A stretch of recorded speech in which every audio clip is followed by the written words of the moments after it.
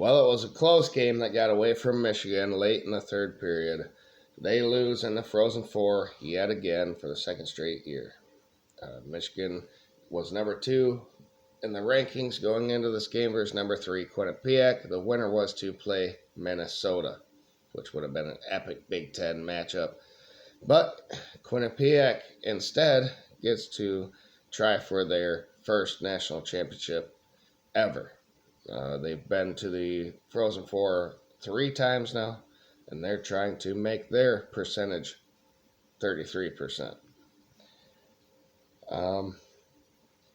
Michigan made it to their 27th Frozen Four, and just like last year, I think the lack of experience held them back. They always have the talent acquisition, and the interim head coach Brandon Dorado was good and did everything he could with this team, but experience and cohesiveness, just like last season, failed this team. Michigan came into this game with the most goals scored out of anybody in the nation, and Quinnipiac had the fewest goals allowed out of anyone in the nation. And Quinnipiac's defense proved to be the best.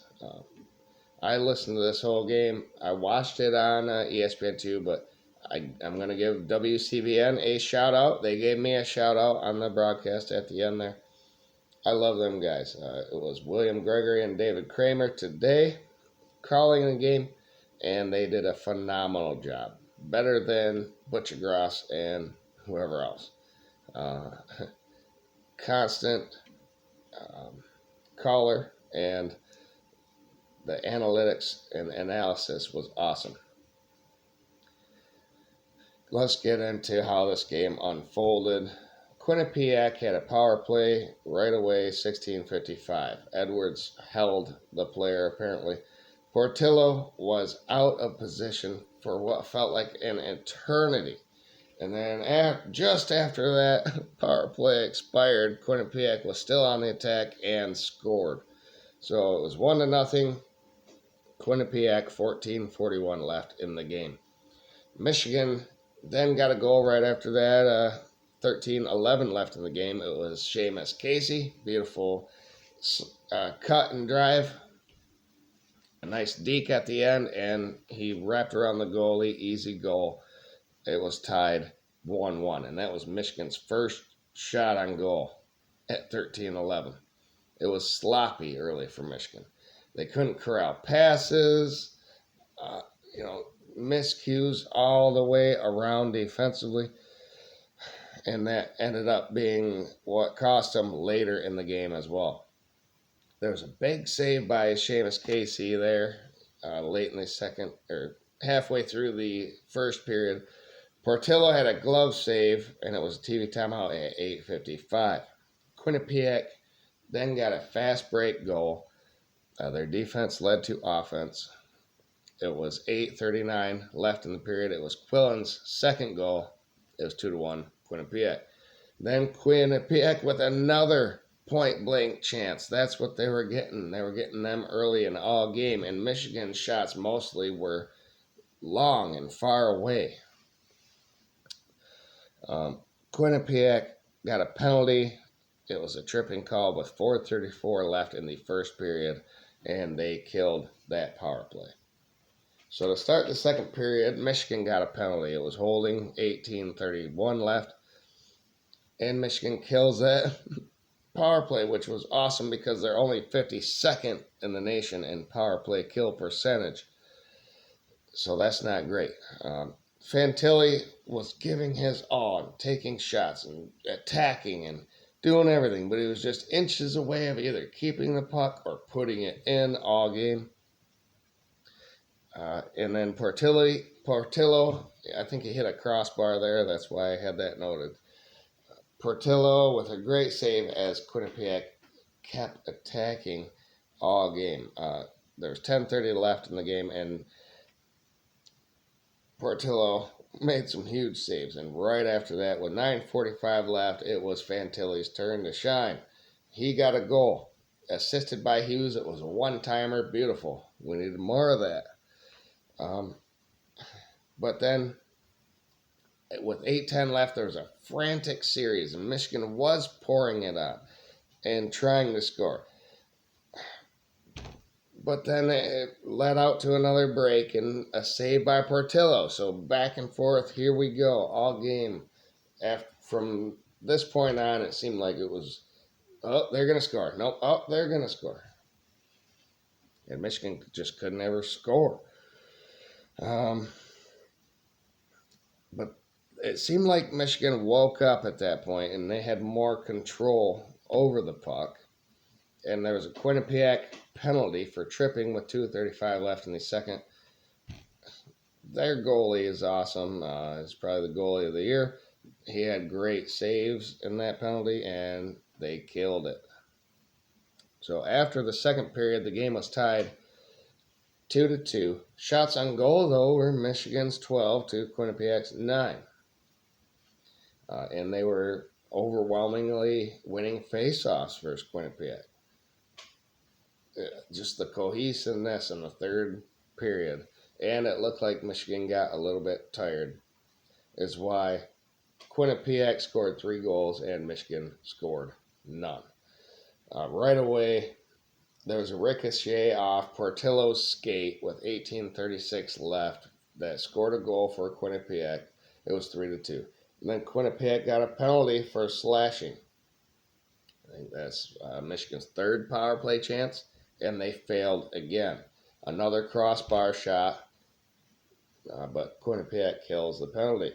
And then Portillo, trying to keep this game within reach, had some huge crucial saves.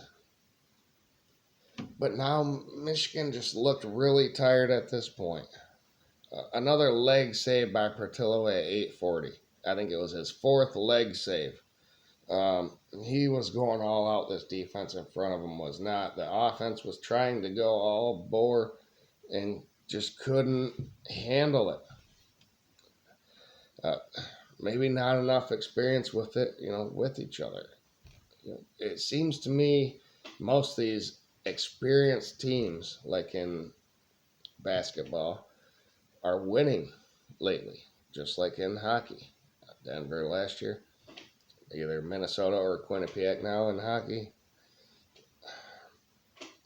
Michigan has to be able to keep some of these guys, get them to come back.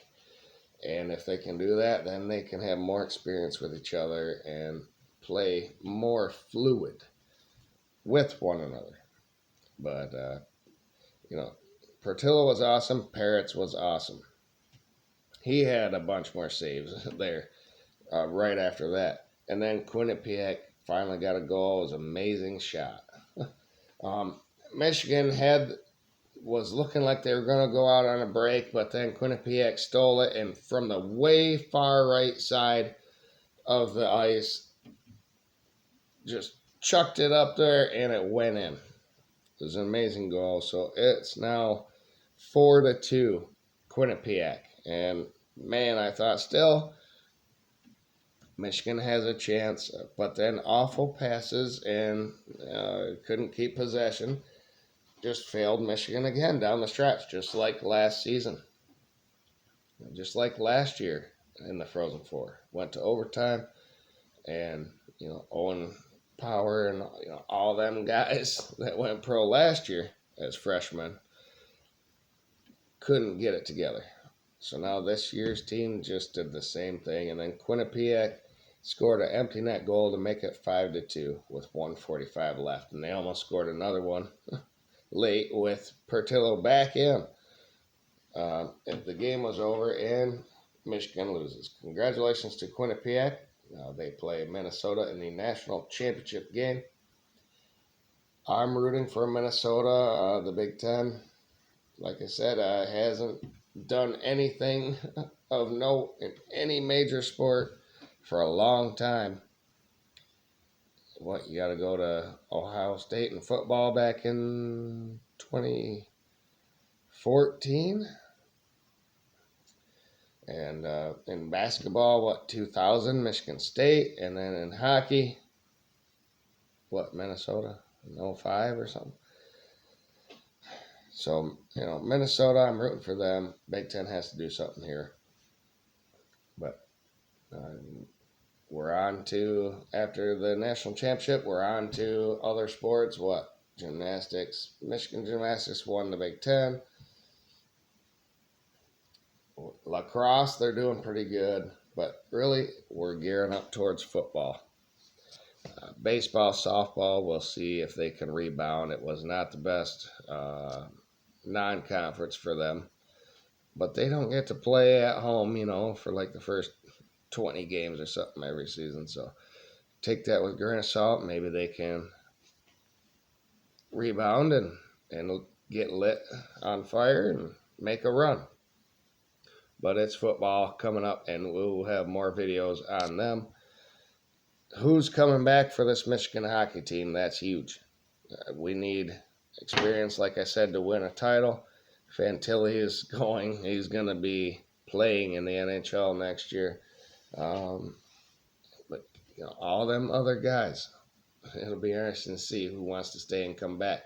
Like people did, we need to create an NIL for them, like people did for Blake Corum and Donovan Edwards and all the Michigan people. Not Donovan Edwards, but Sainterstill, all the people that came back for Michigan football that got that NIL, that one more time money. Let's do that for this hockey team, and maybe they can win it all next year. Third time's the charm, maybe, just like football. We'll see. But disappointing loss yet again, but we have to learn from it and correct our mistakes. Thank you, everybody. Like the video, share, subscribe, and have a great night. Go Blue.